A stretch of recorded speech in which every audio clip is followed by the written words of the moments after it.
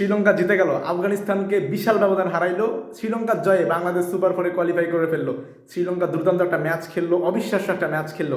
শ্রীলঙ্কা আমাদের উপকার করলো, শ্রীলঙ্কা প্রমাণ দিল বাংলাদেশ শ্রীলঙ্কা ভাই ভাই। 18 কোটি জনগণ আজকে দোয়া করেছিল, সেই দোয়া বিফলে যায়নি। বাংলাদেশ অবশেষে সুপার ফোরে কোয়ালিফাই করলো। কি দুর্দান্ত একটা ম্যাচ ছিল, কি অসাধারণ একটা ম্যাচ ছিল আজকে। কি অসাধারণ একটা রান চেস দেখলাম শ্রীলঙ্কানদের পক্ষ থেকে। কুশাল মেন্ডিস দুর্দান্ত ব্যাটিং করছে, শুরু থেকে সে শেষ পর্যন্ত খেলে গেছে। 74 রানে অপরাজিত ছিল, ম্যাচটা জিতিয়ে ফিরছে। কামিন্দু মেন্ডিসও দুর্দান্ত খেলছে, শেষ দিকে 13 বলে 26 রানের একটা ইনিংস খেলছে। বোলিংয়ে নুয়ান থুসারা বস দুর্দান্ত বোলিং করছে, 4টা উইকেট পাইছে মাত্র 18 রান খরচায়। শ্রীলঙ্কা যে বিশ্ব চ্যাম্পিয়ন টিম সেটা আজকে আবারও প্রমাণ দিল।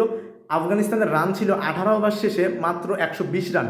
বাকি 2 ওভারে তারা রান তোলে 49 রান। শেষ 2 ওভারে দুর্দান্ত ব্যাটিং করে মোহাম্মদ নবী 22 বলে করে 60 রান, 20 বলে 50 দেখা পায়। শেষ 2 ওভারে আফগানিস্তান তোলে 49 রান।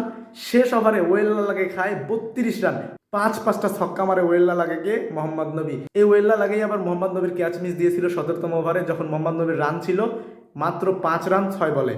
সেই নবীর ক্যাচ মিস দিল ওয়েল্লা লাগে, সেই ওয়েল্লা লাগেই নবীর কাছে শেষ ওভারে 5টা 6 খাইলো।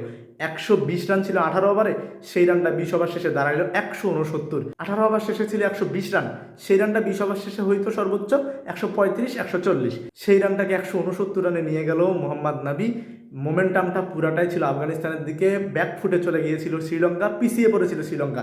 বাংলাদেশ যদি এই সিচুয়েশনে থাকতো বা অন্যান্য অনেক টিমে যদি এই সিচুয়েশনে থাকতো, তারা কিন্তু ম্যাচটা চেস করতে পারতো না। দোষ দিত লাস্ট 2 ওভারে 49 রান খাওয়াকে, লাস্ট ওভারে 32 রান খাওয়াকে দোষ দিত। অথচ সব ছাপিয়ে কিন্তু শ্রীলঙ্কা ম্যাচটা বের করলো, ম্যাচটা জিতে গেল। শেষ ওভারে ওয়েল্লা লাগে 32 রান খেয়েছিল, হারের জন্য তাকে দায়ী করলো না। দুর্দান্ত ব্যাটিং করলো কুশাল মেন্ডিস, শুরু থেকে শেষ পর্যন্ত ব্যাটিং করে ম্যাচটা জিতিয়ে ফিরলো। 52 বলে 74 রানে অপরাজিত ছিল শেষ পর্যন্ত। শ্রীলঙ্কা যে বড় টিম, বিশ্ব চ্যাম্পিয়ন টিম, এটা আবারও প্রমাণ দিল। বড় মন মানসিকতা না থাকলে এরকম পিছিয়ে পড়ার পরও, এরকম ম্যাচে পিছিয়ে পড়ার পরও ম্যাচটা বের করতে পারতো না শ্রীলঙ্কা। যাই হোক, অভিনন্দন শ্রীলঙ্কা, অভিনন্দন কুশাল মেন্ডিস। ধন্যবাদ শ্রীলঙ্কা, ধন্যবাদ কুশাল মেন্ডিসকে বাংলাদেশকে সুপার ফোরে তোলার জন্য। বাংলাদেশের সমর্থকরা যে আজকে শ্রীলঙ্কাকে সাপোর্ট করেছিল তারা সার্থক। অনেক কয়বারই আমরা ভেবেছিলাম হয়তো বা শ্রীলঙ্কা পাবে না, হয়তো বা শ্রীলঙ্কা পাবে না। আরও একটা কোশ্চেন ছিল, শ্রীলঙ্কা 100 রান করার পরেই কিন্তু কোয়ালিফাই করে ফেলছে, তখন আবার প্রশ্ন ছিল যে শ্রীলঙ্কা চাপ নিয়ে কি 170 রান চেস করবে কিনা বাংলাদেশের জন্য।